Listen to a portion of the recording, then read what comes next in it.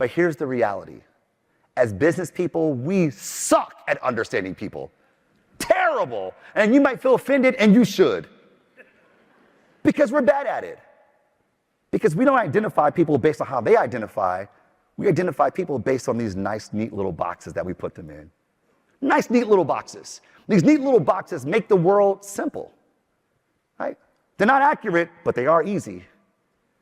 Right? They're not descriptive, but they are fluid. For instance, meet my friend Deborah. Deborah drives a minivan. Does Deborah have kids? Yeah. Do her kids play a sport? What sport? Right. Right. And just humor here. Where does Deborah live? I gave you one data point about Deborah, and you mapped out her entire life. Because that's the box that we put mini-van drivers in. And in fact, as business folks, we actually have an instrument to help us do this called demographics. Ooh, do we love our demographics. Age, race, gender, household income, geography, education. These are the boxes that we put people in to describe them. Not because it's accurate, but because it's easy. Not because it's descriptive, but because it's fluid. But here's the thing about demographics. They only capture who we are on the outside. They capture the hardware. But we are driven by the software. The things that impact our behavior, what we do, is a byproduct of who we are on the inside. And because of who we are, we see the world a certain way.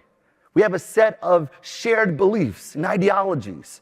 Right? This is a communal view of reality that we share as members of these collectives to which we subscribe our identity. That's why for some, a cow is leather, for others it's deity, and for some it's dinner. But which one is it? It's all of those things, depending on how you self-identify. For some, a rug is decor, for others it's a souvenir, for some it's a place of worship. But which one is it? It's all of those things, depending on how you self-identify.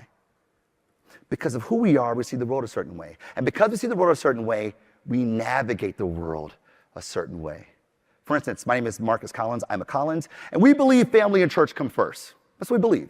So on Sunday mornings, I am in the church sanctuary.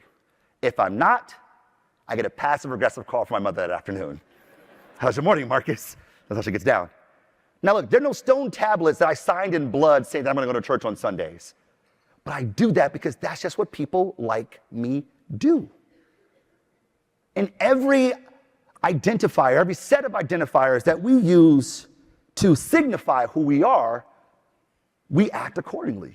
I think of it this way.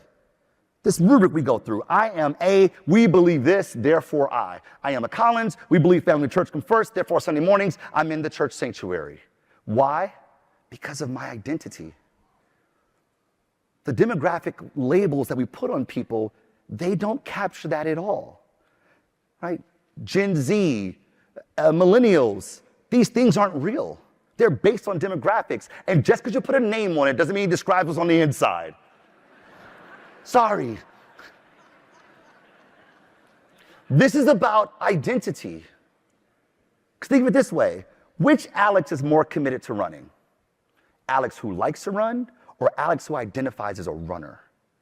The Alex that identifies as a runner, that's the Alex who wakes up in the morning when he, she, or they are cold, it's tired, it's rainy, they didn't get a lot of sleep, but they get up and run because that's just what people like them do. Our identities drive the way we see the world, which informs how we behave in the world. This fundamentally challenges our traditional conception of segmentation.